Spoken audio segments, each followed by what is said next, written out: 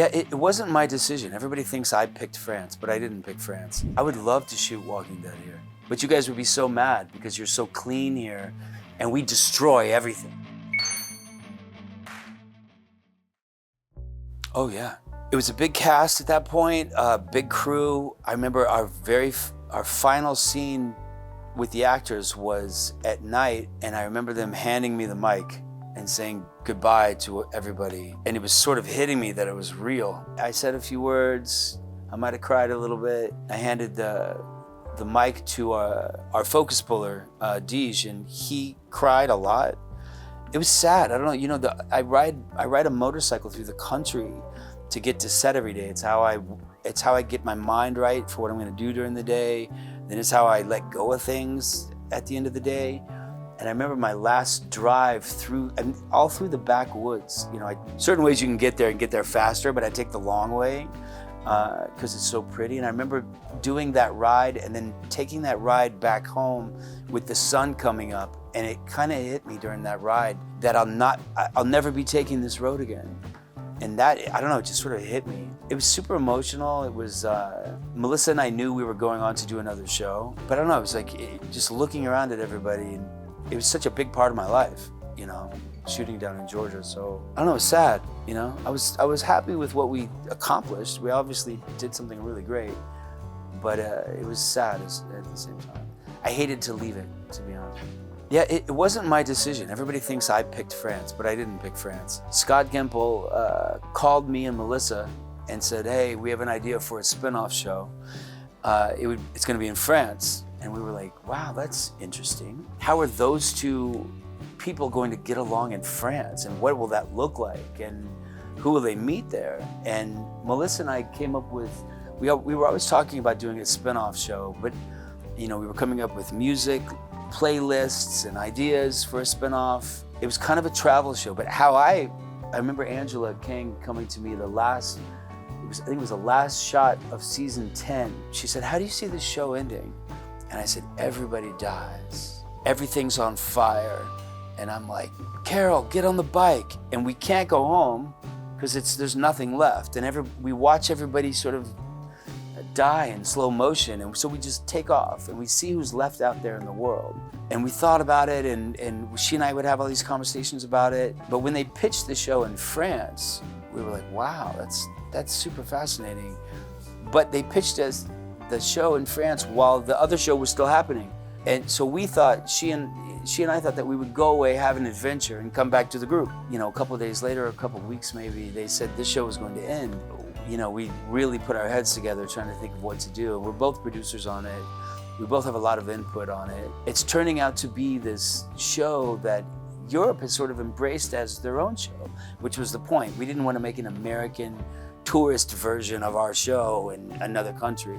We wanted it to feel like it was their show, because we always talked about that show as being, it's our show, and the state of Georgia and the heat and the sweat and the people in the woods were all part of the show. So we wanted to have that same sort of feeling in France, and we did it.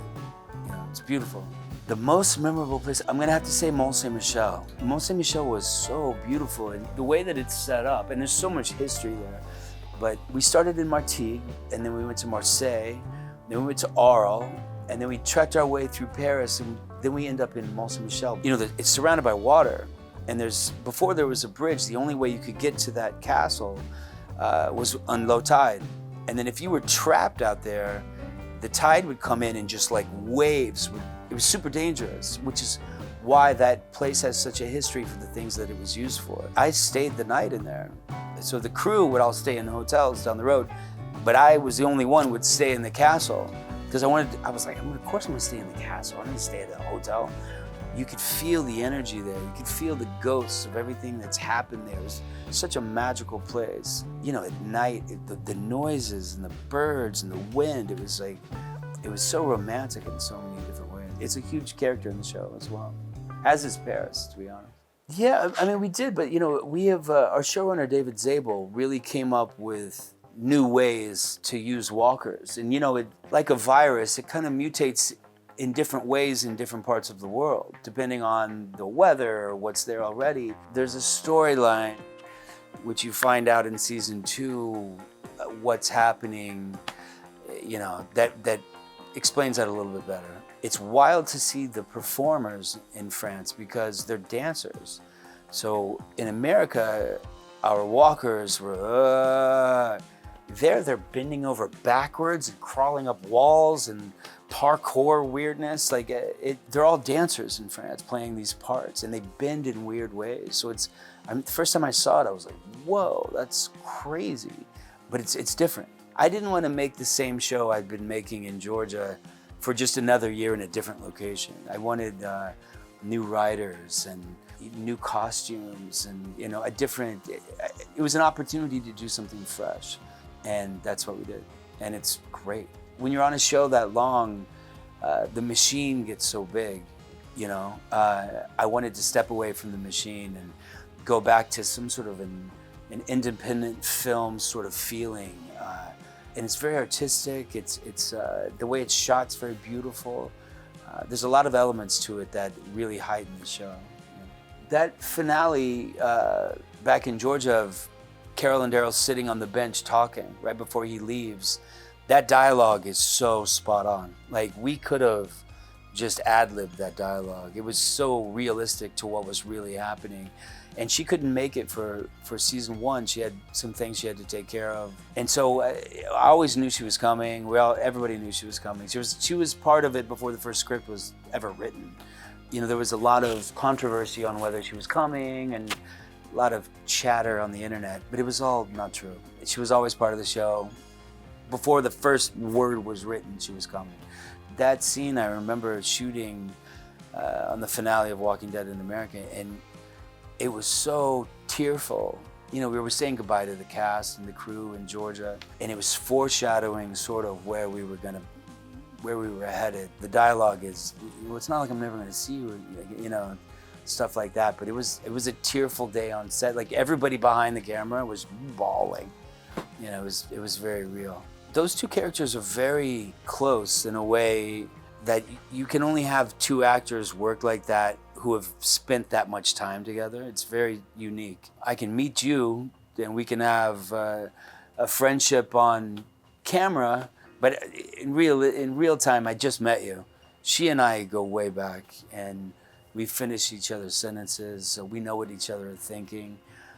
There's a dynamic there that's been earned over 15 years of working together, that when you're in scenes together, it heightens the awareness of the room. It's all very real. It's a real honor to get to work with her on such a tight set, in such close proximity, with dialogue, with storyline, and she's a producer, I'm a producer. We know the things that work. We really stick the screws in and twist them. It's a very unique relationship.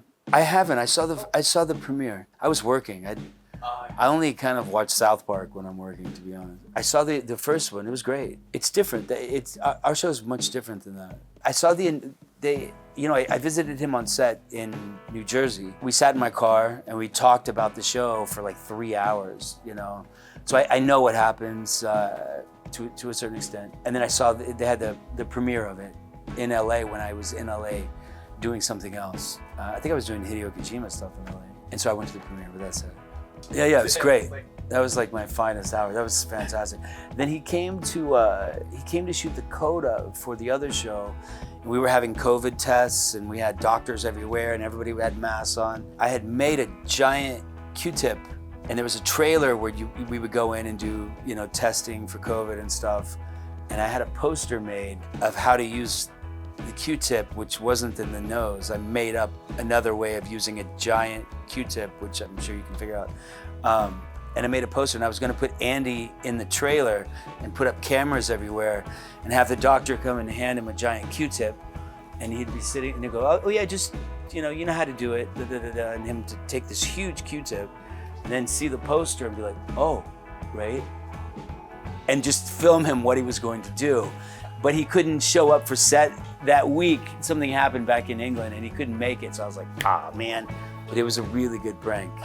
Yeah. He filmed this, yeah. I mean, he visited this in Paris. I have to say that the time that he visited, it was a shot of me driving a car from here to there. And I was like, oh, sorry, it's like not the best date of, there wasn't anything insane happening. It was just me. I mean, he was there for like an hour, but it was me driving from here to there. Just the car going by. I was like, you know, it wasn't a huge day where like Paris is on fire or anything like that. It was just a car going by. I was like,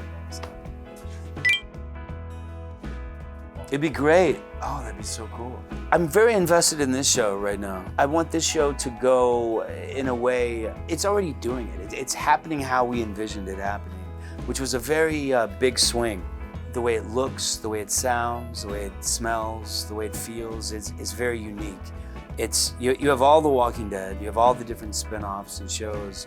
This was us alone in France making sort of like an independent art film with a lot of heart, a lot of courage, and we've kept it that way. We've sort of kept it in this bubble, and we want to continue to keep it that way. It's very unique. When AMC saw the show, they were like, whoa, because it's different. It was a big swing, and it's working. You know? So I'm very protective of this show. I don't know anything about that other than I know Scott Gimple wants it to happen. So he's talking about it, trying to make it happen. I wish I knew. I don't know. I really don't know.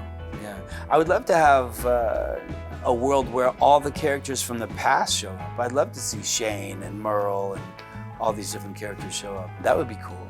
Yeah, just to see maybe some sort of alternate universe. I would love to shoot Walking Dead here. I would love it.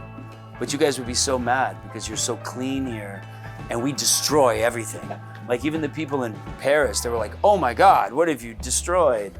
We'll clean it up, we'll clean it up. Yeah, it sounds fun, but then we burn it all to the ground. So. Maybe Kyoto. That would be cool. Or Tokyo. Tokyo would be great too. Hello, konnichiwa, it's Norman. I hope you enjoy season 1 of Daryl Dixon and also season 2 of Daryl Dixon, The Book of Carol. Please watch and arigatou gozaimashita.